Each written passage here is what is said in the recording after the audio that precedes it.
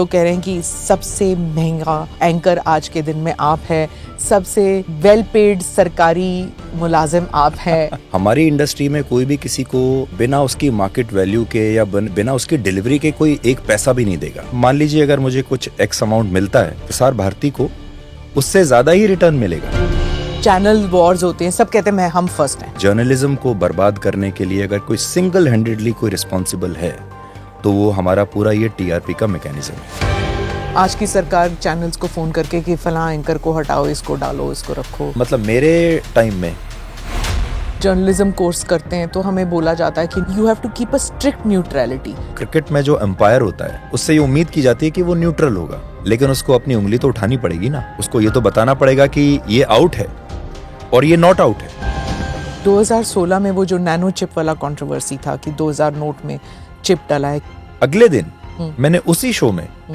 खड़े होके कहा कि कल जो मैंने आपको बताया था वो गलत था। लाइव सिचुएशंस में ये गलती होती है और कल मुझसे ये गलती हो गई। लेकिन उसका कभी कोई वीडियो वायरल नहीं हुआ, वो किसी के पास क्लिप भी नहीं है, कोई उसके बारे में बात भी नहीं करता। 2007 का जो स्टिंग ऑपरेशन था, उमा खुराना वाला केस, वो भी फेक न्यूज हो गया। फिर उसमें मॉब वायलेंस हुआ, अरेस्ट हुआ। अगर मेरी टीम ने एक स्टिंग ऑपरेशन किया है और मैं उस समय एडिटर था, मैं उस समय उस चैनल का सीईओ था, मैंने उसको देखा, वो ह्यूमन एरर मेरी तरफ से था क्योंकि मैं नहीं पहचान पाया उसको। जी के लिए वो कहते हैं कि आपने कुछ ज्यादा ही किया। वो नवीन जिंदल वाला केस 7-8 घंटे का स्टिंग रहा होगा, किसी ने भी उस स्टिंग को देखा नहीं कभी। इतने लंबे स्टिंग का एक 1.5 या 2 मिनट का पोर्शन बाहर आता है और उसके ऊपर आप ये आरोप लगा दिया जाता है कि आप उससे पैसा मांग रहे थे। किसी भी अदालत ने उनमें से किसी भी मामले में मुझे दोषी नहीं ठहराया। सारी अदालतों ने मुझे क्लीन चिट दी। उड़ती उड़ती खबर ये भी है कि आप फिल्म बनाना चाहते हैं, फिल्म बनने वाली है। एक्चुअली इसके बारे में आपको पता नहीं कैसे पता चला, but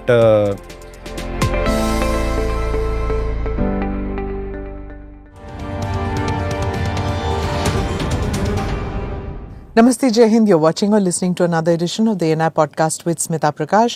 My guest today is Sudhir Chaudhary, anchor and journalist. Currently, he is editor-in-chief of the state-owned Doordarshan News. Before that, he was with Aaj Tak, and before that with Zee News. Sudhir's brand of journalism has come in for strident criticism. He has a legion of fans too. He's had a run-in with the law, several cases in courts. He's been in judicial custody in Tihar jail. In October this year, the Delhi High Court passed an interim order protecting Sudhir Chaudhary's personality rights. There was circulation of allegedly misleading and AI-generated videos against him on the social media. Sudhir ji, thank you so much for coming on the podcast. Can I call you Sudhir instead of... Yeah, let's call each other Sudhir and Smita. Yes. नहीं तो फिर और वैसे भी हम पुराने देखिए एक ही साथ लगभग हमने अपने करियर की शुरुआत की है। हाँ। तो सारा जो दौर रहा है मीडिया का और स्पेशली जो टीवी का है वो तो हम लोगों ने साथ में ही देखा है ना। अब जब मेरे को वेटरन कहते हैं तो मुझे ऐसे लगता है कि पता नहीं क्या इतने साल कहाँ चले गए, कुछ समझ नहीं आता कि कैसे हुआ ये सब। 30 इयर्स ना, 30 साल हो गए आपको भी? बहुत आराम से हो गए। 30-35 है ना, आराम से अगर आप देखें 30 इयर्स। ओके, तो बातें करने के तो बहुत कुछ है, but let me start with the controversy because that is the style ना।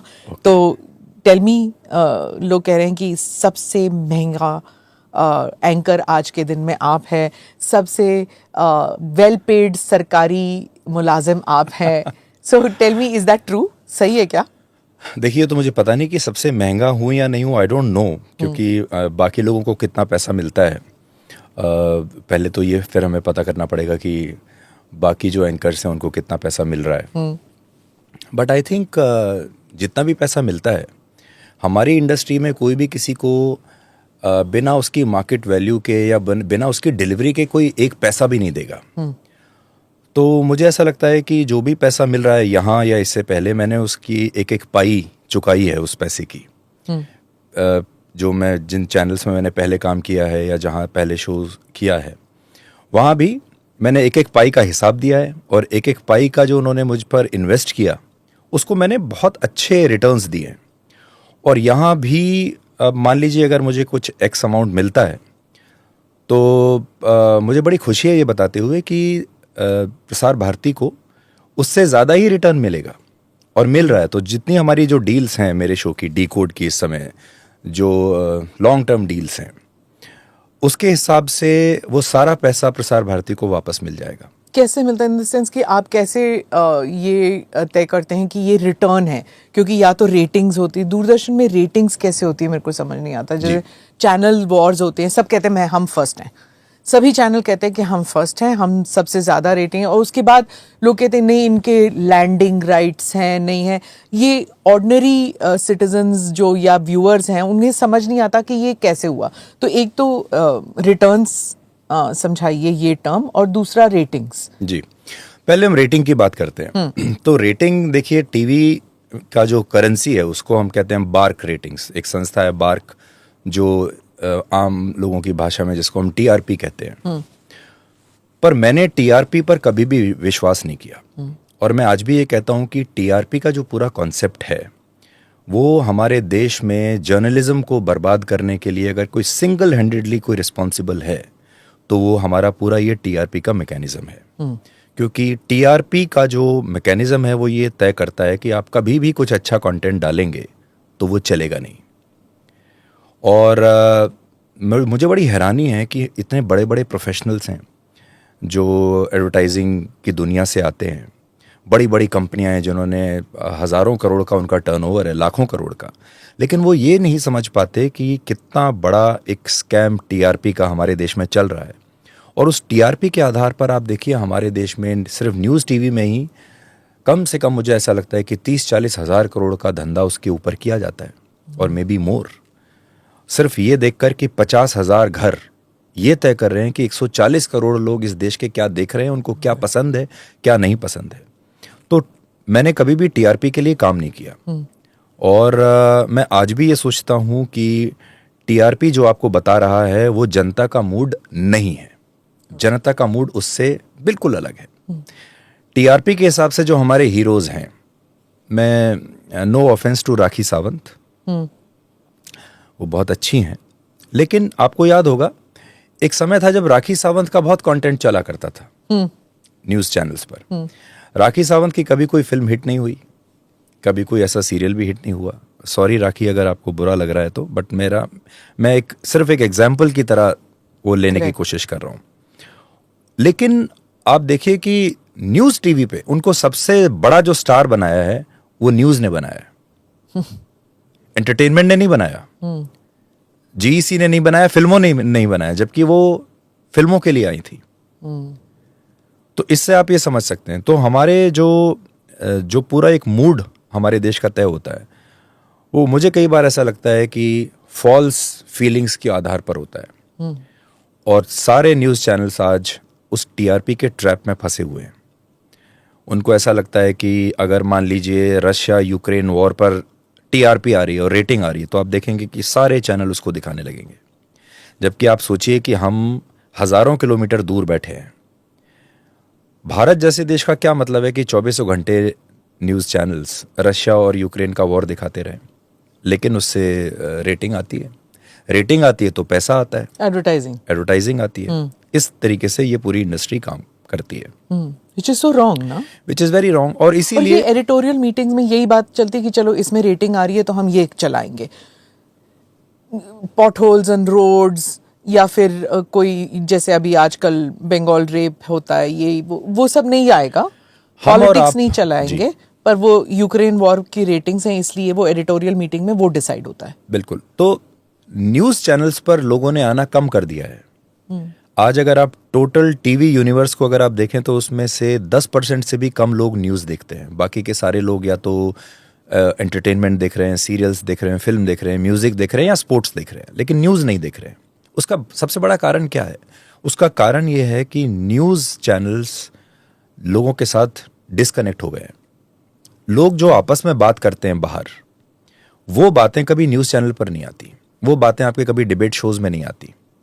एक आम हिंदुस्तानी की जो समस्याएं हैं, उसके बच्चे को स्कूल में एडमिशन नहीं मिल रहा है, आपको रोड्स अच्छी नहीं मिल रही हैं, आपके शहर में बार बार बाढ़ आ जाती है, आपके यहाँ ड्रेनेज सिस्टम अच्छा नहीं है, आप बीमार पड़ रहे हैं क्योंकि पॉल्यूशन है, इलाज बहुत महंगा हो रहा है।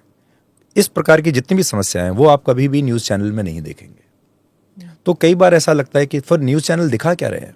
सो न्यूज़ चैनल सिर्फ वो दिखा रहे हैं एक ऐसी कंट्रोवर्सी जो आम लोगों के जीवन से जिसका कोई मतलब नहीं है। आप डिबेट शोज देख लीजिए, शाम को जो डिबेट शोज होते हैं 99% सिर्फ पॉलिटिक्स के बारे में होते हैं। हाँ। इस नेता ने ये कह दिया, इस नेता ने ये कह दिया, अब यहाँ चुनाव ये हो गया, इस पर ये कंट्रोवर्सी हो गई, इसका अपमान हो गया। इससे आम आदमी को क्या मतलब है? लेकिन रेटिंग उसी की आती है। और मैं जितने भी, आप भी जाते होंगे बाहर, जब हम जाते हैं तो लोग कहते हैं कि अरे आप न्यूज़ चैनल पे क्या दिखाते रहते हैं, क्या डिबेट चलता रहता है, ये तो एंटरटेनमेंट जैसा है। और लोग हमारी आलोचना करते हैं, फिर भी ये हो रहा है, और फिर भी लोग कहते हैं कि इनकी रेटिंग आती है, लोग यही देखना चाहते हैं। पर आपने कभी नहीं किया ना ये ऐसे डिबेट शोज? आपकी जो रेटिंग्स आती थी वो आपका स्टाइल ही अलग था। मेरा तो स्मिता, अगर आप देखें तो मैंने कभी जीवन में डिबेट शो नहीं किया। और मैंने शुरू से ये सोचा कि I wanted to be a disrupter. जब सब लोग डिबेट की तरफ जा रहे थे क्योंकि ये आसान है, तब मैंने सोचा कि मैं 15 लोगों को बिठाओ और चिल्लाने लगो। बिठाओ और अच्छा, कॉस्ट इफेक्टिव भी है। देखिए, आपका प्रोडक्शन का कोई खर्चा ही नहीं है। न्यूज़ गैदरिंग बहुत महंगी है। आप 15 रिपोर्टर को बाहर भेजेंगे, वो दिन भर सड़कें खराब हैं, स्कूल खराब है, अस्पताल खराब है, समस्या क्या, इसमें पैसा लगेगा। ग्राउंड रिपोर्टिंग में बहुत पैसा लगता है। तो मैंने ये सोचा, आपको याद होगा जब मैंने डीएनए शुरू किया था, हाँ। तो डीएनए का बिल्कुल जो स्वभाव था एकदम अलग था। वो पॉलिटिक्स से दूर था और वो आम लोगों के बारे में था। और मैंने उसको सिंप्लीफाई किया, जो इश्यूज थे उनको सरल भाषा में लोगों को समझाया, और लोगों को वो बहुत अच्छा लगा। It's a very good case study कि अगर आप लोगों की भावनाओं को समझें और उनकी भाषा में उनको उनके इशू समझाएं तो लोग देखते हैं। लेकिन ये बहुत मुश्किल है, ये आसान नहीं है। इसके लिए आपको खुद दिन भर बैठ के पढ़ना पड़ेगा। आपकी जो टीम है, आपको उसको उसी तरह से अपने साथ अलाइन करना पड़ेगा कि वो बाकी न्यूज़ चैनल्स की भाषा में ना लिखे, प्रेस रिलीज की तरह अपनी स्क्रिप्ट ना लिखे। तो वो मैंने किया, और आज भी मैं वही करने की कोशिश कर रहा हूँ। और उस time there was no AI, ये सब नहीं था, टूल्स नहीं थे इतने, खुद लिखना पड़ता था। और आपका स्टाइल ही अलग था, बोलने का अंदाज अलग था। उत्तेजित नहीं होते आप किसी भी न्यूज़ से, आप एक स्टाइल से बोलते हैं। तो उस वक्त आपके एडिटोरियल टीम्स जो हैं वो आपको फ्रीडम देते थे कि आप ये कर सकते हैं? तो फॉर्चुनेटली देखिए, मैं बड़ा लकी रहा हूँ कि मुझे कभी भी इस बारे में कभी कोई समस्या या कोई चैलेंज फेस नहीं करना पड़ा कि मैं जो कहना चाहता हूँ वो मुझे कोई कहे कि ये आप नहीं कह सकते। शुरू में जब मैंने ये इस तरह का चैनल, इस तरह का शो जब स्टार्ट किया, तो बहुत सारे लोगों को बोरिंग लगा।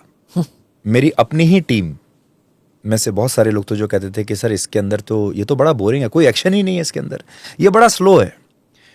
हमारी जो सेल्स टीम थी उसने कहा कि रेडियो शो की तरह दिख रहा है। ये जी के टाइम था? जी के टाइम पर, हाँ। कि डीएनए जब शुरू हुआ, रेडियो की तरह दिखता है, जिसमें एक एंकर आ रहा है, वो बोलता जा रहा है, उसके साथ कुछ ग्राफिक्स आ रहे हैं, उसके साथ कुछ नंबर्स, फिगर्स, ये सब आ रहे हैं।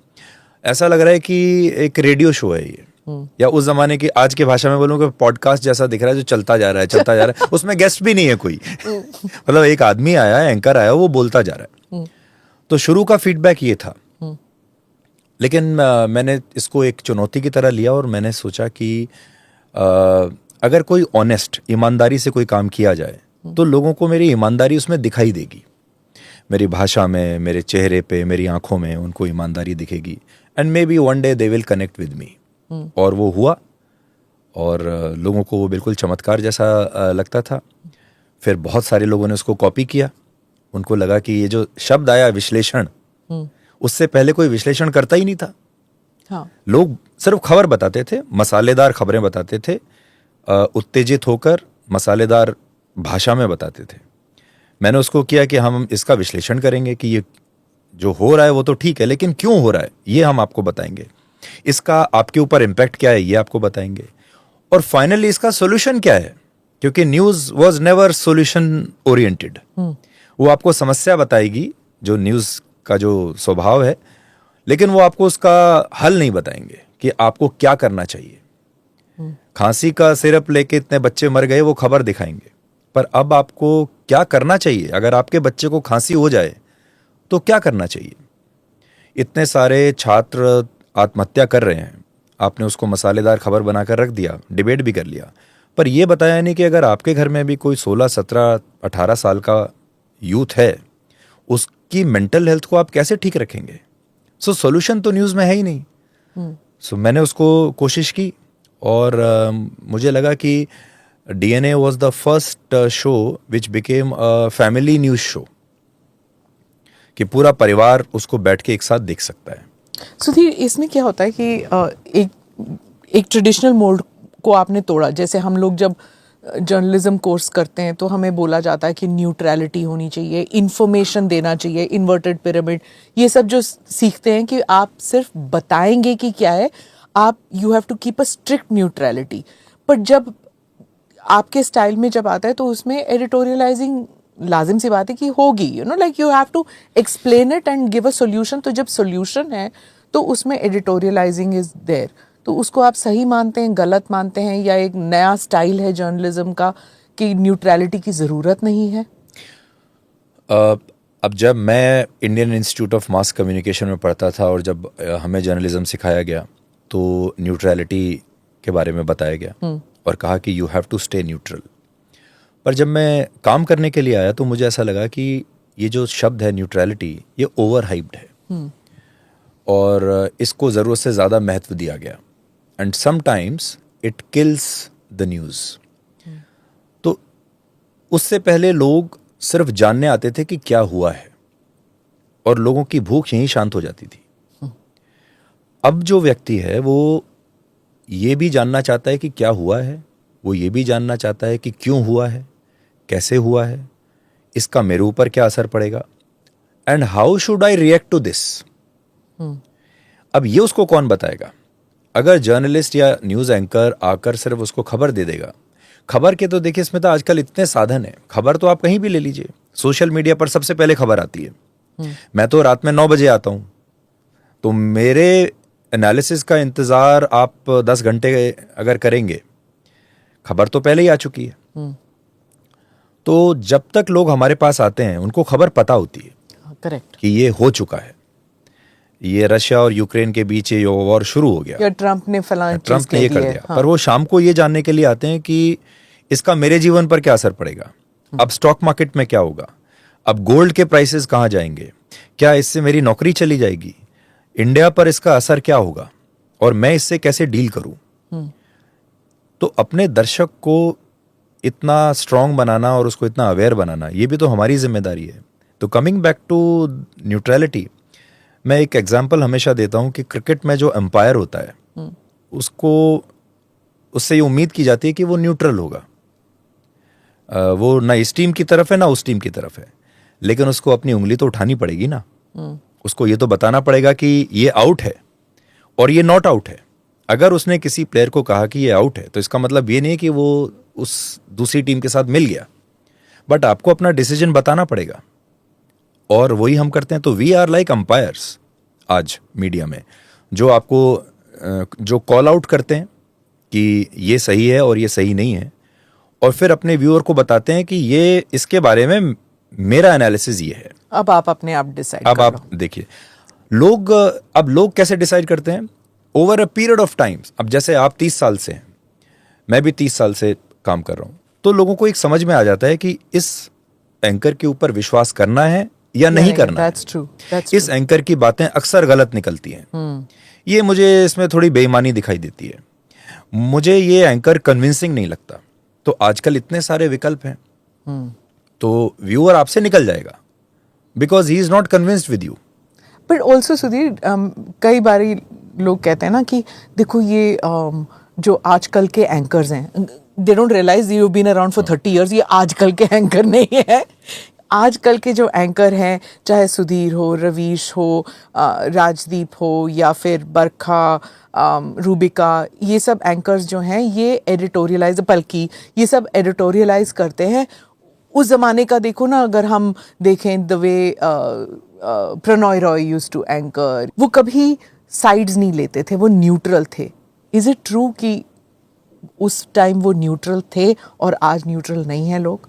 ऐसे है? मुझे ऐसा लगता है कि वही लोग आज अगर आप उनको दोबारा ले आए तो वो भी आज वैसे ही करेंगे जैसे हम करते हैं, और कुछ कर रहे हैं। I am sorry to editorialize here, क्योंकि उस टाइम जो बरखा कर रही थी या अर्नब कर रहा था, वो अब बरखा और अर्नब वो वैसा नहीं कर रहे हैं। अब नहीं कर सकते, और अगर करेंगे तो लोग देखेंगे नहीं उनको, because people want much more from you. पहले देखिए क्या था, एक चैनल होता था, कोई सोशल मीडिया नहीं था, जानकारी का कोई सोर्स नहीं था। अगर आपने किसी को वहां से एक लाइव जानकारी दे दी तो उसका पेट सिर्फ जानकारी लेने में न्यूज में ही भर जाता था। यहां तक कि रिपोर्टर्स को और एंकर्स को भी ये नहीं पता था कि इसका एक्सटेंशन क्या है। ऐसा नहीं है कि वो नहीं करना चाहते होंगे, लेकिन उस समय तक ये मॉडल, ये आइडिया, ये आया ही नहीं था। ये वैसा है कि भाई आप स्टोन एज में चले जाइए, तो स्टोन एज में जो होता था वो आज नहीं हो सकता। पर उस वक्त ऑल्सो द थिंग इज कि एक वो हैंगओवर था ना, कि दूरदर्शन में जैसे किया, they were all born out of Doordarshan, कि दूरदर्शन वाज दैट थिंग कि हाँ यहाँ पे ऐसे न्यूज दिखाया जाता है, तो थोड़ा बहुत वेरिएशन आ जाता था प्राइवेट चैनल्स में। जब प्राइवेट चैनल्स शुरू हुए थे तो कोई मॉडल नहीं था देखने के लिए कि हम ऐसे बने या वैसे बने। एक दूरदर्शन ही हुआ करता था बस, या ज्यादा से ज्यादा बीबीसी को देख लिया थोड़ा बहुत। So there was no model. और अब है ना कि इतने सारे मॉडल्स हैं, आप चूज कीजिए कि इन दोनों मॉडल के बीच में आप आएंगे या फिर इसको कॉपी करेंगे। सोशल मीडिया है। सो आई थिंक जब हम लोग स्टार्ट कर रहे थे 30-35 ईयर्स अगो, हमारे लिए कुछ था नहीं। हमें अपने आप ही कार्व करना पड़ा कि हम क्या मॉडल चूज करेंगे अपने लिए। That being said, I just want to ask you कि उस time one of the biggest stories I remember you doing was the Kargil war. और उस वक्त जिस सब अलग अलग किस्म की रिपोर्टिंग कर रहे थे। टेल मी कि उस वॉर को रिपोर्ट करने में what it took from you, like how do you see that? I think independent private TV channel के युग में पहला वॉर था ये, तो एक नई चुनौती थी। इससे पहले हमने कभी टीवी पर वॉर कवर नहीं किया था। ये आप ये समझ लीजिए कि पहला टेलीवाइज्ड वॉर था, जिसमें टीवी के रिपोर्टर पहली बार वॉर कवर करने के लिए वहां पर गए थे। सो अगेन, जैसा आपने कहा, इसके पीछे कोई पहले फुटप्रिंट्स नहीं थे कि आप फॉलो कर लें कि ऐसा करना चाहिए। तो सब कुछ एकदम नया था। सबसे बड़ी समस्या ये थी कि कारगिल में जाने के बाद देयर वाज नो टेक्नोलॉजी, जैसी आज की जो टेक्नोलॉजी है। ना तो वहाँ उस समय आप लाइव कर सकते हैं, ना उस समय इंटरनेट था। तो आपने जो भी शूट किया है वो दिल्ली कैसे आएगा, और दिल्ली से वो अपलिंक कैसे होगा, सबसे बड़ी चुनौती ये होती थी। तो पहली बार मुझे ये लगा कि मेरे पास कंटेंट तो है लेकिन टेक्नोलॉजी नहीं है। और कंटेंट आप अपनी जेब में लेके घूम रहे हैं, लेकिन उसको आप दिखा नहीं सकते, और दिखा भी पाएंगे तो शायद कई दिन के बाद आप दिखा पाएंगे। तो उन दोनों, how do you make them match, कि मेरा कंटेंट भी मुझे इतना ही शूट करना है। फॉर एग्जाम्पल, अगर मुझे मेरी जो उस समय टेप में आप शूट करते थे, और श्रीनगर से एक फ्लाइट 2 बजे जाती है जिसमें आपको कुरियर से वो टेप भेजना होगा। इसका मतलब ये है, और सुबह 11 बजे कोई इंडियन एयरफोर्स का हेलीकॉप्टर कारगिल से श्रीनगर आ रहा है, और हमने उसको रिक्वेस्ट किया कि भाई हमारा टेप वहाँ एक बार दे दीजिएगा। तो मतलब आपके पास सिर्फ 10 बजे तक का टाइम है शूट करने का, सुबह 10 बजे तक का। उतना करके आप भेज देंगे, और वो ऐसे आपको शूट करना है कि वो शाम को जब लोग देखें उसको तो वो रिलेवेंट पुराना नहीं लगे। तो एक ये बहुत बड़ी चुनौती थी। दूसरा, उस समय भी मुझे एक बात का ये एहसास हुआ कि हम जो रिपोर्टिंग कर रहे हैं वो अपने देश के खिलाफ तो नहीं चली जाएगी, अपनी आर्मी के खिलाफ तो नहीं चली जाएगी। क्या ये सब रिपोर्टर सोच रहे थे? मुझे लगता है सब नहीं सोच रहे थे। उस वक्त भी बहुत सारे रिपोर्टर्स को वो सोचते हैं कि जर्नलिज्म का मतलब ये है कि अगर मुझे कुछ दिखाई दे गया और उससे अगर हमें नुकसान भी होना है, और अगर उससे पाकिस्तान को फ़ायदा भी हो सकता है, तो भी मैं मेरा नाम कमा लूँ और मैं इस स्टोरी को मैं ब्रेक कर दूँ और मैं उसको करूँ। तो मैंने ऐसा भी एक कंपटीशन होते हुए देखा कि हम कुछ चीज़ों में चुप रह गए, और हम चुप रह गए, लेकिन कुछ लोग ने उसको ही सबसे बड़ा मुद्दा बना लिया। पर मुश्किल होता है ना सुधीर, वो डिसीजन लेना उस वक्त। आई मीन, मन जद्दोजहद चल रही, क्योंकि you know it, you have the information, लेकिन आप ब्रेक नहीं कर रहे। और कभी कभी आपने वो डिसीजन लिया कि देश के लिए मैं वो ब्रेक नहीं करूंगा क्योंकि it's not good for the country, लेकिन दिल्ली से फोन आता है कि फला चैनल ने तो चला दिया, तुमने नहीं चलाया, तब क्या करो? क्योंकि अभी ऑपरेशन सिंदूर के दौरान भी ऐसे ही हुआ था। ये जो भगदड़ मची थी स्टोरी ब्रेक करने में, इसमें गलत इंफॉर्मेशन सब कुछ चला जाता है। तो मुझे एज अ ग्राउंड रिपोर्टर वो जो असमंजस है उस वक्त, उसके बारे में बताइए। ये कई बार मैंने इसको फेस किया है। और अगर आपकी अंतरात्मा जिंदा है अभी भी, और आपको ये समझते हैं आप कि भाई मैं एक जर्नलिस्ट तो हूँ लेकिन मैं एक इंडियन भी हूँ, और मुझे ये देखना होगा कि मैंने ये अगर खबर की तो इसका वाइडर इम्पैक्ट क्या होगा, तो ये स्थिति आपके सामने आती है। बहुत बार जैसे आपने कहा दिल्ली से फ़ोन आ जाता है, आपको उसको डिफेंड करना होता है कि मैंने ऐसा क्यों किया। उसके बाद भी कई सालों के बाद लोग आपको जज करते हैं और कहते हैं कि अरे आप कारगिल में थे, लेकिन उस समय मुझे कोई आपकी ऐसी खबर याद नहीं है जो बड़ी पाथ ब्रेकिंग रही हो। पाथ ब्रेकिंग से मैं कई बार पूछता हूँ कि पाथ ब्रेकिंग मतलब ऐसी जिससे पाकिस्तान को कुछ मदद मिली हो, ऐसी आप सोच रहे हैं?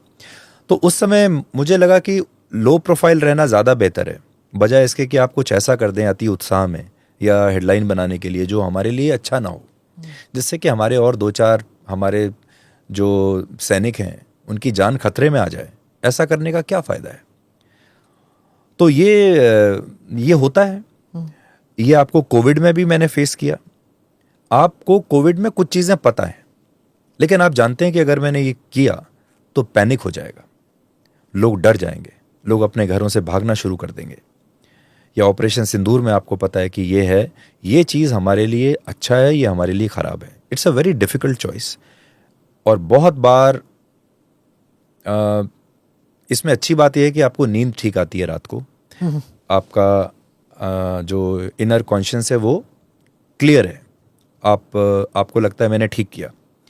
ख़राब बात यह है कि लोग आपको ये समझने लगते हैं कि शायद आप अच्छे प्रोफेशनल नहीं हैं, आपने इतनी खबरें ब्रेक नहीं की, आप वायरल नहीं हो रहे, आप ट्रेंड नहीं कर रहे हो। तो आजकल ये भी तो एक नई चीज़ है कि आपको ट्रेंड करना है, आपको लगातार वायरल होना है, और आप क्या करो कि आप वायरल हो जाओ। ऑपरेशन सिंदूर के दौरान मैंने ये देखा, क्योंकि अगर हम कारगिल की बात करें, बहुत से ऐसे व्यूअर्स होंगे जो उस वक्त पैदा भी नहीं हुए थे, तो उन्हें शायद कारगिल के बारे में उस वक्त पता नहीं था, और उस वक्त कोई रूल बुक्स भी नहीं था। लेकिन ऑपरेशन सिंदूर के दौरान बहुत ऐसे खबर चली जिनका फैक्ट्स वेरीफाई करना मुश्किल था। वीडियोस एआई फेक्स ये वो हर जगह से आ रही थी, और चैनल्स वो चला रहे थे, और उनका कहना है कि जहाँ से ये फेक्स आई, जो हमारा सोर्स था वो बहुत ही वेरीफाइड सोर्स था।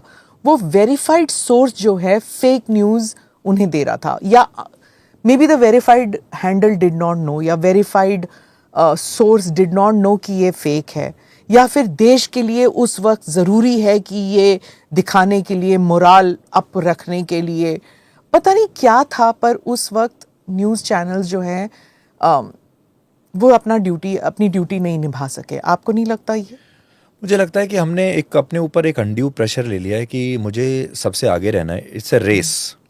तो सुबह उठते ही सारे न्यूज़ चैनल, उनके संपादक, सारे न्यूज़ एंकर्स, आप देखना, आपने कभी रेस देखी है ना, वो ऑन योर मार्क्स, और वो they are on their marks. अब कोई गोली चलेगी और उसके बाद वो दौड़ना शुरू कर देंगे, और उसके बाद उनको वो रेस जीतनी है। किसी दिन एक एंकर रेस जीतता है, किसी दिन दूसरा एंकर, किसी दिन तीसरा एंकर या चैनल उस रेस को जीतता है। और उस समय जब आप भागते हैं तो आप बिल्कुल अंधे होके भागते हैं, क्योंकि आपको सिर्फ वो रेस जीतनी है। आप इधर उधर कुछ नहीं देख रहे हैं, आप सिर्फ रेस जीतना चाहते हैं। तो मुझे लगता है कि ये हमने एक दबाव अपने ऊपर ओढ़ लिया है, और आजकल का जो बिजनेस मॉडल है वो है कि सबसे पहले पहुंचना है, सबसे तेज़ पहुंचना है, और बाकी का फिर जब आगे होगा तो फिर देखा जाएगा। बट हैविंग सेड दैट, कई बार एक ह्यूमन एरर भी होता है कि कोई चीज़ आपने की है लेकिन जानबूझकर नहीं की है, वो एरर हो जाता है। जैसे अगर आपके पास हज़ारों इनपुट्स आ रहे हैं और आपके व्यूअर भी आपसे उम्मीद करते हैं कि आप उनको तेज़ी से कोई खबर दिखाएंगे, तो बहुत बार ऐसा होता है कि आपको नहीं पता चल पाता। टीवी इतना बड़ा सिस्टम है, उसके टीवी में जो चेन है इतनी बड़ी है कि उसके अंदर सैकड़ों लोग होते हैं। उसमें एक व्यक्ति भी अगर अपना काम ठीक से ना करे या उससे अगर गलती हो गई तो वो सीधा ऑन एयर जाती है वो गलती। क्या 2016 में वो जो नैनो चिप वाला कंट्रोवर्सी था कि 2000 नोट में चिप डला है, क्या वो गलती वही था? तो देखिए, उसके भी दो पहलू हैं। गलत इनपुट आया था आपके पास? उस दिन अगर आपको याद हो प्राइम मिनिस्टर ने ये अनाउंसमेंट किया था लगभग 8:30 बजे। आपको याद होगा 8 साढ़े 8 बजे के आसपास उन्होंने ये बात कही थी। 9 बजे मेरा शो होता है और वो लाइव होता है।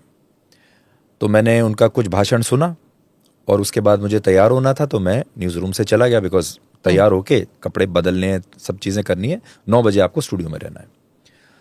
एक बार अगर आप स्टूडियो में आ गए तो आप अपने न्यूज़ रूम पर डिपेंडेंट हैं कि जितने भी इनपुट्स आ रहे हैं आपका न्यूज़ रूम आपको बताएगा, आपके लोग आपको बताएंगे कि ये हुआ है, ये हुआ है, ये हुआ है। और उस वक्त भी लगातार बहुत सारे इनपुट्स आ रहे थे। कुछ वेरीफाइड थे, कुछ अनवेरीफाइड थे। ये जो इनपुट आया कि उसके अंदर एक चिप लगा होगा, ये एक अनवेरीफाइड इनपुट था, लेकिन ये आ रहा था और कई जगह ऐसी जगहों से आ रहा था जिनको हम सोचते थे कि ये क्रेडिबल है। इससे पहले हमारे इन सोर्सेज ने हमेशा हमें सही खबर दी है। एग्जैक्टली यही बात सिंदूर के टाइम पे भी लोग कह रहे हैं कि यही हुआ था, यही हुआ था। तो ये इनपुट मान लीजिए आ गया, और मैं लाइव हूं ऑन एयर, नैनो सेकंड में आपने डिसीजन लेना है, और मैं लाइव हूं और मेरे सामने ऑटो क्यू है और उस पर खबरें आ रही हैं लगातार। क्योंकि ये सब लाइव सिचुएशन है तो मैंने कुछ देखा नहीं है, क्योंकि मैं नॉर्मली क्या होता है, मैं अपनी सारी स्क्रिप्ट्स देखता हूं नॉर्मल डेज में। पर अगर कोई चीज 10 मिनट पहले हुई है, कोई घटना, तो आप नहीं देख पाएंगे। आप कहेंगे कि भाई मैं स्टूडियो में हूं, अब आप लोग देख लीजिएगा, जो भी बेस्ट हो मुझे देते जाइए। तो दे आर फीडिंग यू। तो ये जब खबर आई तो अचानक से मेरे सामने खबर आ गई और ये लिखी हुई है और मैंने उसको पढ़ दिया। पढ़ने के बाद मुझे एक बार मुझे भी लगा कि पता नहीं, हो सकता है अगर ऐसा है तो बहुत ही बड़ी बात है। फिर पता चला कि ये सही नहीं है। दिलचस्प बात यह है कि वो एक गलती हो गई, ह्यूमन एरर मैं इसको कहूंगा, क्योंकि इसमें कोई वेस्टेड इंटरेस्ट क्या हो सकता है? या तो ये हो कि आपने जानबूझ के की है। ये बात बता के मैं किसको डिफेंड कर रहा हूं?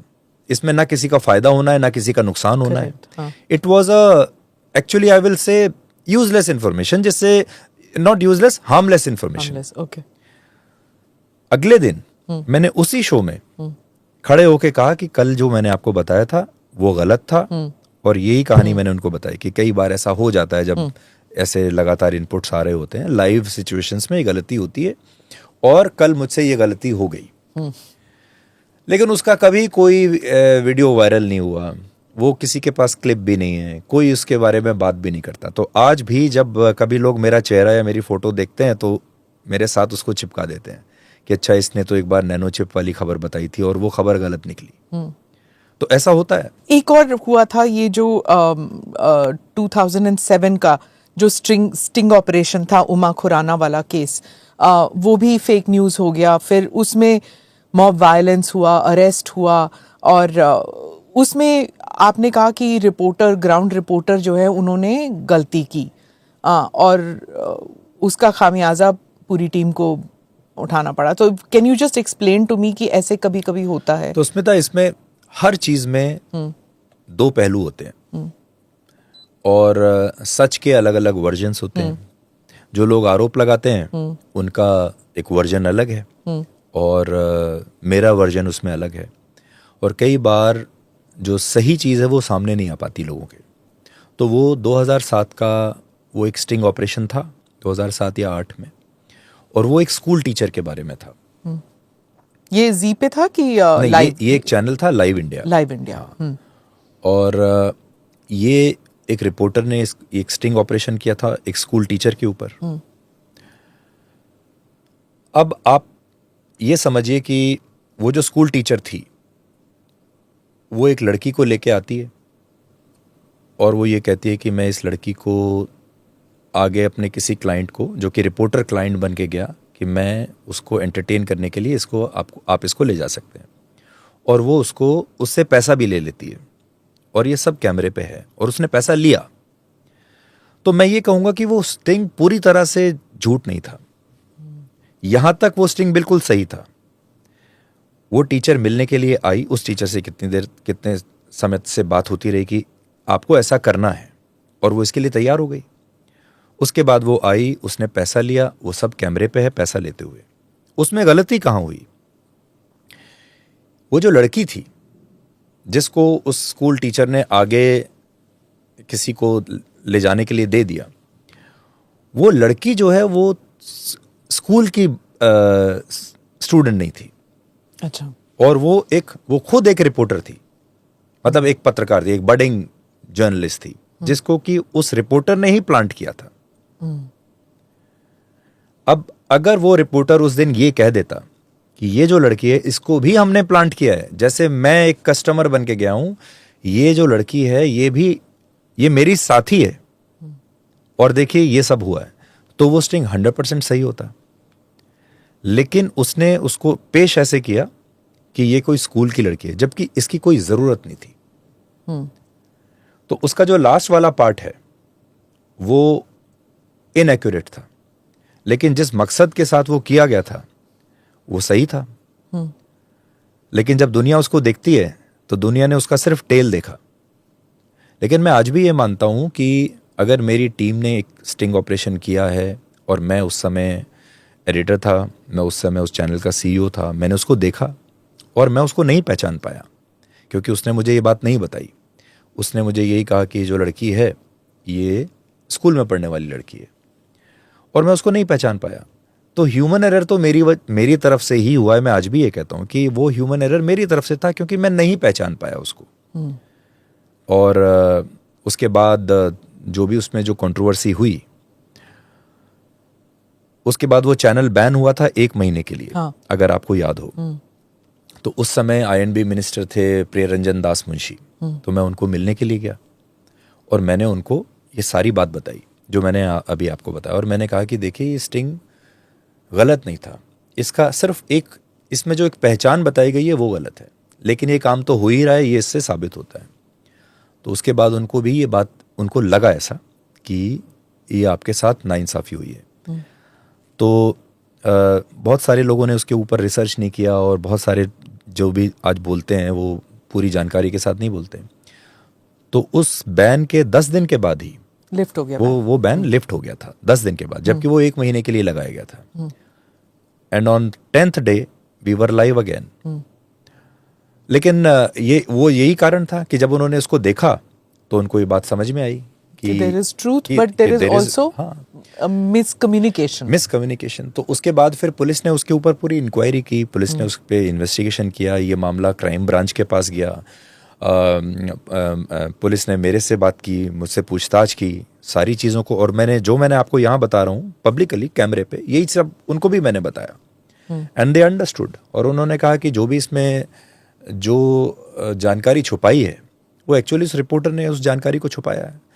So today I would say that it was 80% correct, लेकिन 20% उसमें जो रिपोर्टर ने उस जानकारी को छुपाया था उसकी ज़रूरत नहीं थी। इट वाज टोटली मुझे नहीं पता कि उसके दिमाग में क्या चल रहा था, या तो उसको लगा होगा कि अगर ऐसा हुआ तो शायद मैं उसको रिजेक्ट कर दूंगा। उस टाइम एडिट मीटिंग में क्या होता है? Does the editor stand by you? जो चैनल के मालिक हैं, सडनली चैनल बंद हो जाता है, do they put pressure on you? तो ये बहुत इंटरेस्टिंग है। उस चैनल के जो प्रमोटर थे वो मार्कंड अधिकारी उसके प्रोमोटर थे, एंड आपने सुना होगा Adhikari brothers, and they are a very old company. तो जब मार्कंड अधिकारी जी को ये बात पता चली तो ऑब्वियसली उन्होंने मुझसे पूछा कि ये क्या है, और मैंने उन्हें पूरी कहानी सारी सही बताई। पूरी कहानी सुनने के बाद उन्होंने मुझे पूरा सपोर्ट किया और कहा कि नहीं, मैं तुम्हारे साथ हूँ, अगर इसको लीगली लड़ने की कहीं ज़रूरत है we will fight it out, कहीं पे भी अगर कुछ करना है तो वी आर टुगेदर, और हम लोग मिलके इसको लड़ेंगे और मिलके हम इस सिचुएशन का सामना करेंगे। तो मैं बहुत लकी था। देखिए इसमें भी क्या है, म्यूचुअल ट्रस्ट, और आपने गलती की है, क्या ये गलती आपने जानबूझ के की है या ये गलती आपसे अनजाने में हो गई है, ये भी एक बहुत बड़ा फैक्टर होता है। तो जीवन में मैंने ऐसा नहीं है कि मैंने बहुत सारी गलतियां की हैं, सब करते हैं। मेरी गलतियां, मैं थोड़ा अनलकी रहा हूं कि मेरी गलतियां तुरंत पकड़ी जाती हैं और कैमरे पे आ जाती हैं। और या फिर आप ये समझ लीजिए कि मेरे दुश्मनों की संख्या बहुत ज्यादा है। वो तो we can compete with each other. लेकिन तो उन्होंने मेरा पूरा साथ दिया and he was totally with me. अच्छा, आपके बारे में ये भी कहा जाता है कि आप अपने प्रमोटर्स के इतने करीब हो जाते हैं कि उसमें क्या होता है, आप डिस्टेंस नहीं रख पाते, तो आप प्रमोटर्स के लिए कुछ ज़्यादा ही कर लेते हैं। प्रमोटर्स, मालिक, जो भी कहना चाहे चैनल्स के, तो सुभाष जी के साथ भी ये हुआ। जी के लिए वो कहते हैं कि आपने कुछ ज्यादा ही किया। वो नवीन जिंदल वाला केस मैं कहूँगी, at that time even I felt that कि व्हाई सुधीर डूइंग दिस, क्या ज़रूरत है ये करने की। अब वो वाला किस्सा मुझे बता सकते हैं आप? मैंने आपके साथ ये कभी डिस्कस नहीं किया लेकिन अब ऑन कैमरा हो जाए। नहीं, बिल्कुल बिल्कुल। तो देखिए, उस केस के बारे में मैं इतना आपको कहना चाहता हूँ कि वो केस गलत था। वो केस आज भी मैं आपको बोलता हूँ, वो केस झूठ था। और अगर वो झूठ नहीं होता, वो केस गलत नहीं होता, तो वो केस कभी बंद नहीं होता। आप उस केस की डिटेल्स देखिए। वो केस 2012 में हुआ। 2011 और 12 में अरविंद केजरीवाल का, ये बात मैंने पहले कभी कहीं नहीं कही, 2010 के बाद अरविंद केजरीवाल का राइज शुरू हुआ। अरविंद केजरीवाल ने जो संस्था बनाई थी, सुभाष जी उसमें फाउंडिंग मेंबर थे।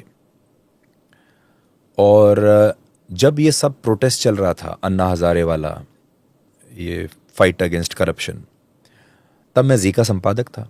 और जी उन चैनल्स में था जिसने इसको सबसे ज़्यादा कवरेज दी थी। हमने उसको बहुत कवरेज दी, क्योंकि उस समय मुझे लगता था कि ये एक बहुत बड़ा बदलाव आ सकता है हमारे देश में, और जो हो रहा है ये एक बहुत अच्छी बात हो रही है। तो हमने उसको कवरेज दिया, जिसकी वजह से उस समय की सरकार हमसे बहुत नाराज़ थी। मुझसे भी नाराज़ थी, जी से, मुझसे नाराज़ थी, सुभाष जी से नाराज़ थी। कई बार उनको ये मैसेज भी गए कि भाई आप इसको इतना क्यों दिखा रहे हैं, आप इसको कम करिए। फिर उसके बाद अचानक से ये मामला आ जाता है। ये मामला एट बेस्ट एक आरोप था जो एक रूलिंग पार्टी के एमपी ने हमारे ऊपर लगाया। बट स्टिंग था सुधीर, पर स्मिता, मैं आपको बताता हूं, वो स्टिंग जो था, अगर आप उसकी पूरी फुटेज देखें तो वो रहा होगा कम से कम 7-8 घंटे का स्टिंग रहा होगा। और किसी ने भी उस स्टिंग को देखा नहीं कभी। मैंने एक्सर्प्ट देखा है। हाँ, तो उसमें सबसे बड़ी समस्या ये है कि अगर आप उस पूरे स्टिंग को 3 घंटे 4 घंटे देखेंगे तो आपको ये समझ में आएगा, पूरा उसका कॉन्टेक्स्ट आपको समझ में आएगा कि हम लोग क्या बात कर रहे हैं उस दौरान। अनफॉर्चुनेटली देखिए, मैं और अगर हम दोनों चाय पी रहे हैं और हम 1 घंटा बात करते हैं, उस 1 घंटे में हम दोनों भी एक दूसरे के साथ कुछ ऐसी बातें कर सकते हैं जो कि बाहर नहीं आनी चाहिए। When you are meeting each other, आप बहुत सारी बातें करते हैं जी। तो उस इतने लंबे स्ट्रिंग का एक 1.5 या 2 मिनट का एक पोर्शन बाहर आता है, और उसके ऊपर आप ये आरोप लगा दिया जाता है कि आप उससे पैसा मांग रहे थे। पैसा ना तो आपने लिया, ना उसका कोई सबूत है। सिर्फ उस घंटों के स्ट्रिंग में से एक जगह आपने, वो भी ये बात नहीं कि कोई मांग रहा है, वो it leads to this imagination कि ऐसा हो रहा होगा। उसके बाद वो केस होता है। पर आप कह रहे थे कि स्टोरी किल कर देंगे। नहीं, तो मैं आपको बताता हूं कि उसमें हमने उनको क्या कहा था। उन्होंने हमसे ये कहा कि आप हमारे साथ एक एडवर्टाइजिंग का कॉन्ट्रैक्ट कर लीजिए। हाँ। है ना, किसी भी चैनल में एडवर्टाइजिंग का कॉन्ट्रैक्ट कितना बड़ा होगा? 2 करोड़, 4 करोड़, 5 करोड़, इससे ज्यादा कॉन्ट्रैक्ट बड़ा नहीं होता। हाँ। तो हमने उसमें हम एक पूरा कॉन्ट्रैक्ट लेके गए, जिसमें हमने उसको एक, आप ये समझ लीजिए कि एक इमेजिनरी फिगर हमने उसमें डाला। क्योंकि अगर आप उसमें 5 करोड़ डालेंगे तो it will actually look like a normal contract. आपके चैनल में अगर कोई एडवर्टाइजर आता है और वो आपके साथ पूरे साल की एक डील करता है, तो क्या करेगा कि मैं आपके साथ एक डील कर रहा हूं, ये 5 करोड़, 8 करोड़, 10 करोड़, इससे ज्यादा प्राइस नहीं है, इससे ज्यादा नहीं है, तो वो नेचुरल लगेगा। पर अगर हमने आप उसमें एक फिगर डाला, मान लीजिए 1000 करोड़ डाला, और आप उसको हमारे साथ साइन कर लेते हैं, तो आप ये प्रूव कर पाएंगे कि 1000 करोड़ का जब प्राइस है 2 करोड़ का, तो आपने 1000 करोड़ हमें क्यों दिया? तो वो दोनों पार्टी एक्चुअली एक दूसरे के, हमें नहीं पता था, वो भी शायद हमारे साथ यही कर रहे थे और हम भी उनके साथ यही कर रहे थे। किसी ने भी उस कॉन्ट्रैक्ट को कभी नहीं देखा जो कॉन्ट्रैक्ट हम लेकर गए थे, और हमने उनको कहा था कि ये कॉन्ट्रैक्ट आप साइन करिए। तो जो चीज उसमें से मिसिंग है, मैं आपको वो बता रहा हूं। उसमें जो रिपोर्टिंग में जो मिस हुआ वो ये कि वो कॉन्ट्रैक्ट जो हमारे हाथ में था, जो हमने कहा कि इस कॉन्ट्रैक्ट पे आप साइन कर दीजिए, और जब आप इस पे साइन कर देंगे तो फिर ठीक है, फिर हम देख लेंगे कि क्या करना है, वी विल हेल्प यू। वो कॉन्ट्रैक्ट साइन हो जाता, लेकिन उस वक्त पूरी पुलिस, पूरी व्यवस्था वो पूरी बायस्ड थी और उन्होंने उसको इतना बड़ा बना दिया, उसको ऐसे बना दिया कि जैसे पता नहीं हम लोगों ने क्या किया। फिर इसकी इंक्वायरी हुई। 2014 तक जब तक ये सरकार रही उन्होंने हमें बहुत परेशान किया। जेल भी गए आप? मुझे अरेस्ट किया।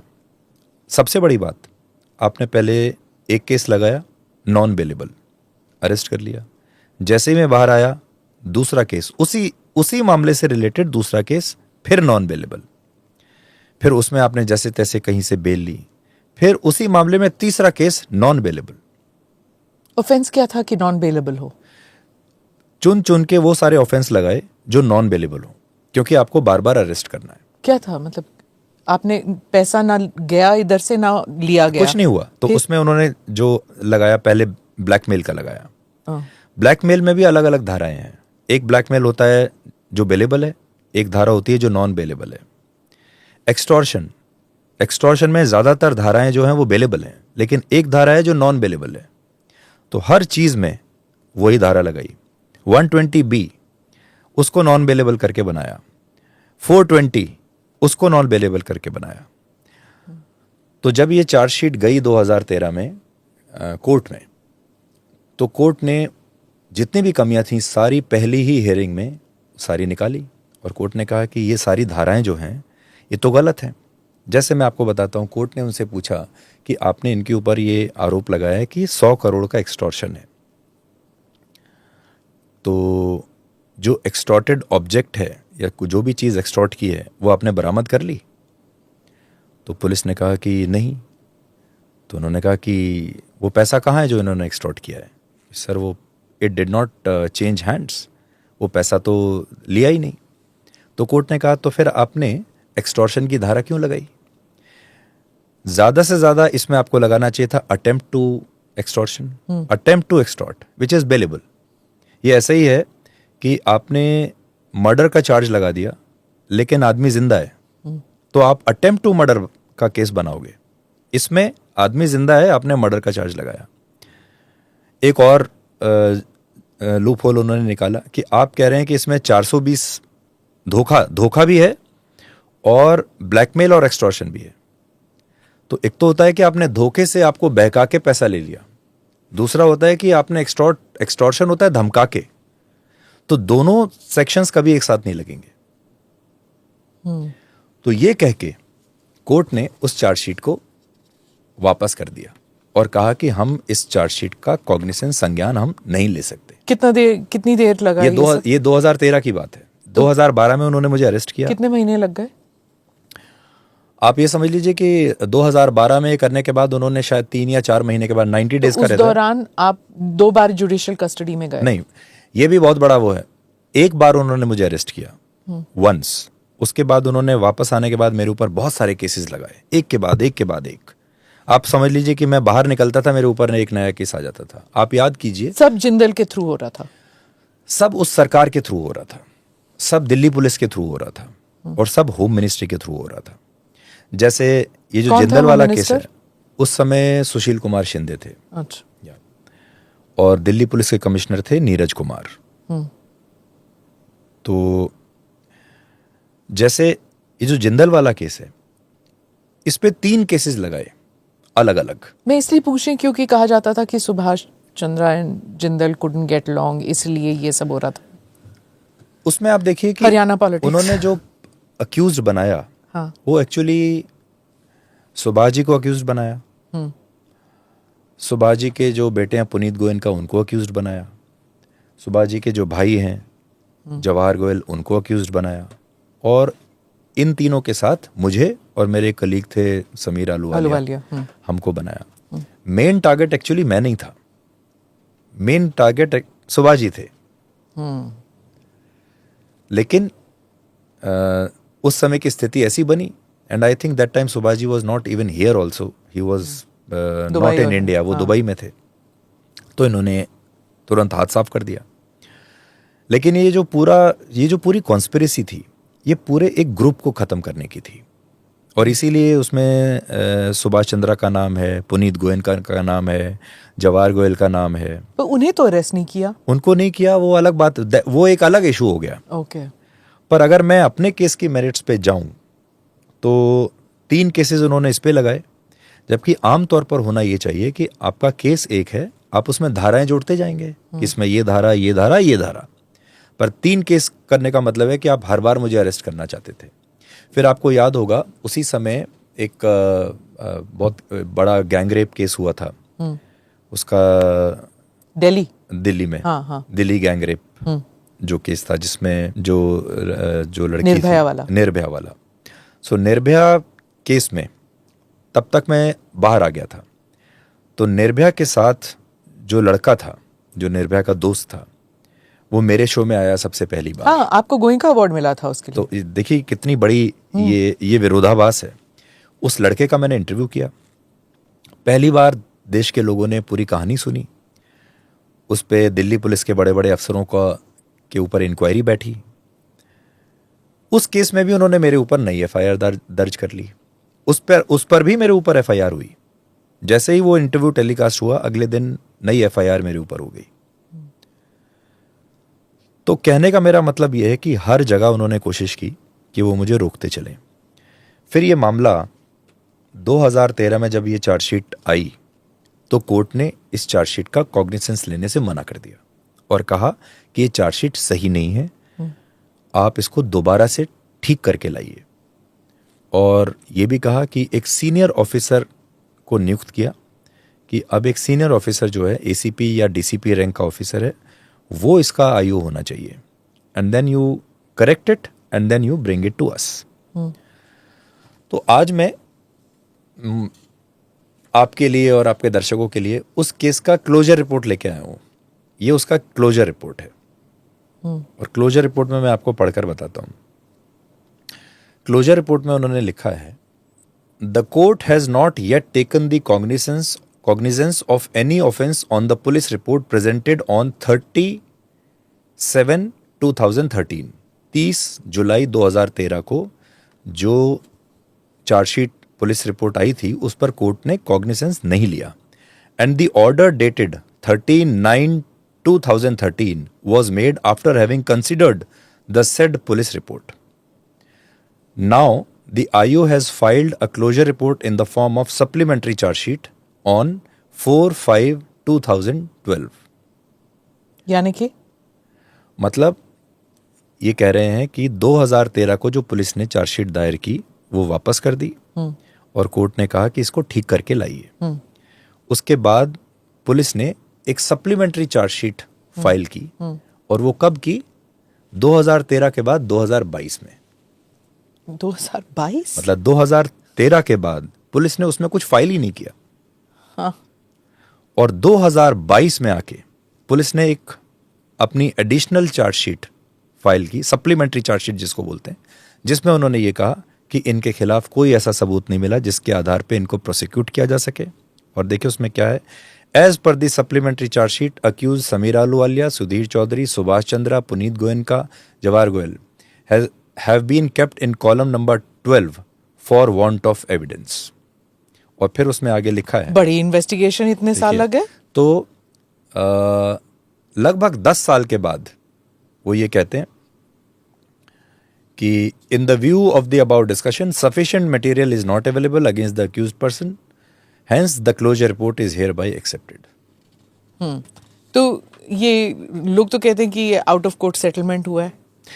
तो ये भी आप देखिए, इसके अंदर उन्होंने इसको भी उसका जिक्र किया है कि जो आरोप लगाने वाले लोग थे, उसमें लिखा है a letter was received address to DCP crime from Shri Rajeev Bhadauria who is the complainant and authorised representative of Jindal Steel and Power Limited, wherein it was informed that the matter has now been settled and FIR was leveled due to some communication gap, misconception from both sides. मतलब 2017 में miscommunication से FIR कैसे register हो जाता है? या तो crime हुआ है या नहीं हुआ है। तो आपके पास कोई सबूत नहीं है, ये टोटल मिसकम्युनिकेशन है या एक कन्फ्यूजन है या ये सरकार बदल गई? या नहीं नहीं तो उसका देखिए बहुत अच्छी चीज मैं आपको बताता हूँ। सरकार तो बदली थी 2014 में, है ना, और ये क्लोजर रिपोर्ट आई है 2022 में। जब उन्होंने अपने सारे आरोप वापस लिए ये कहकर कि ये कंफ्यूजन हमें हो गया और ये मिसकम्युनिकेशन था, कम्युनिकेशन गैप था हमारे बीच में, वो समय था 2018 का। अगर ये इसमें सरकार का कोई हाथ होता तो ये 2018 में ही केस खत्म हो जाता, लेकिन उसके बाद भी इसको 4 साल लगे और ये केस खत्म हुआ है आप देखिए 2022 में, जो मैं आपको 17/8/2022। क्या तब तक जिंदल साहब जो हैं वो प्लान कर रहे थे कांग्रेस छोड़कर बीजेपी आने के लिए, इसलिए? पर उसमें देखिए, उसमें मैं उनकी क्या मदद कर सकता हूँ? मैं मुझे इससे क्या फर्क पड़ता है कि वो कांग्रेस में है या वो नहीं, आप पे फर्क नहीं पड़ता, बट शायद उन्होंने केस इसलिए बंद किया, या फिर सुभाष चंद्रा और उनकी फैमिली के साथ कोई बात चल चुकी थी। मुझे नहीं लगता कि ऐसा कभी रहा होगा, क्योंकि मैं थ्रू आउट मुझे पता था कि इसमें क्या चीज़ें हो रही हैं। और मुझे ये लगता है कि ये जितने लोगों ने जो अपना ये वापस लिया, this letter is not from Naveen Jindal, this letter is जो उनके जो 3 लोग थे, हाँ, जिन्होंने ऑन बिहाफ ऑफ JSPL ये फाइल की थी कंप्लेंट, ये तीनों लोग तब तक असल में उनकी कंपनी से निकल चुके थे। और जब ये वापस हुए हैं सारी चीज़ें, ये तब की बात है जब वो उनके साथ नहीं थे। They were all working at different places. और बाद में उन सब ने, भाई उनसे भी पूछताछ हुई, तो पुलिस उनसे पूछताछ करती है, तो बाद में उन सब ने यही कहा कि हमारे ऊपर तो प्रेशर बनाया गया कि आप ये FIR दर्ज कीजिए, हमसे ये कहा गया कि FIR आप लिखिए, पुलिस में जाइए, पुलिस तुरंत इसको FIR आपका दर्ज कर लेगी और बाकी फिर हम बाद में देख लेंगे। तो मेरा इससे कोई लेना देना नहीं है, मुझे कुछ मतलब नहीं है। मैं आपको ये बताने की कोशिश कर रहा हूँ कि मैं इसमें किसी पुलिस भी ऐसे दबाव में आ गई उस वक्त। तो उस समय पुलिस कैसे काम करती थी, इससे आपको ही समझ में आएगा। आज लोग इतना बोलते हैं कि कोई गोदी मीडिया की बात करता है, कोई कहता है कि देखिए पुलिस मिल जाती है। पुलिस सरकार के कहने पर कैसे काम करती है और कैसे जर्नलिस्ट को हाउंड करती है, ये इसका सबसे बड़ा एग्जाम्पल है। पर मुझे दुख इस बात का है कि उस समय हमारे लिए कोई खड़ा नहीं हुआ। इस बात का दुख मुझे हमेशा रहेगा। और लोगों ने उसमें सिर्फ मज़ा लिया, लोगों ने उसको सिर्फ मेरे अगेंस्ट यूज़ किया और मेरे नाम के साथ ये 2-3 केसेस को चिपका दिया। और अच्छी बात ये रही कि it made me even stronger. पर वो लेबल अभी भी लगता है, वो अभी भी लगता है, वो you are still called like that. जब ट्रोलिंग होती है तो अभी भी लोग आपको तिहाड़ी, गोदी कहते हैं। How does it feel, Sudhir? तो स्मिता, जब ये शुरू में हुआ तब सोशल मीडिया नया नया आया था, तो मैं इसको देखता था और देखता था लोग मेरे बारे में क्या लिख रहे हैं, तो मुझे वेरी ऑनेस्टली मैं परेशान होता था। मैं जब रात में घर जाता था तो मुझे अच्छा नहीं लगता था, नींद नहीं आती थी ये सोच के। देखिए, अगर आपने कोई गलत काम किया है और जानबूझ के किया है, तब तो आपको ये लगेगा कि हाँ मैंने गलती की है and I am paying for it. अगर आपने कुछ नहीं किया और फिर भी आपके साथ ऐसा हो रहा है तो आपको दुख होता है। तो इतने साल मैंने दुख के साथ बिताए, बट देन सडनली मुझे ऐसा लगा कि इसमें मेरी कोई मदद नहीं करेगा, मुझे खुद उठना पड़ेगा। और मैं कैसे उठ सकता हूँ? सिर्फ अपने काम के दम पर उठ सकता हूँ। तो इसने मेरे अंदर एक फायर जो है, एक आग जलाई, फायर इग्नाइट की, जिसमें मुझे ये लगता था कि मुझे पूरी दुनिया को बताना है कि मैं सही था, और वो मैं सिर्फ अपनी सफलता के आधार पर बता सकता हूँ। तो इनफैक्ट आई वुड से कि मैं आज मुझे ऐसा लगता है कि जो कुछ हुआ इसने मेरी बहुत मदद की।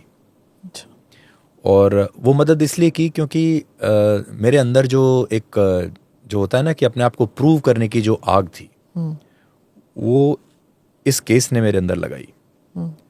आई had nothing to lose and I had to bounce back. और मैं बाउंस बैक कैसे करूँगा? अपने काम से ही कर सकता था। और उसी चैनल में बाउंस बैक, और उसी चैनल में जिसको इतना डिस्क्रेडिट किया।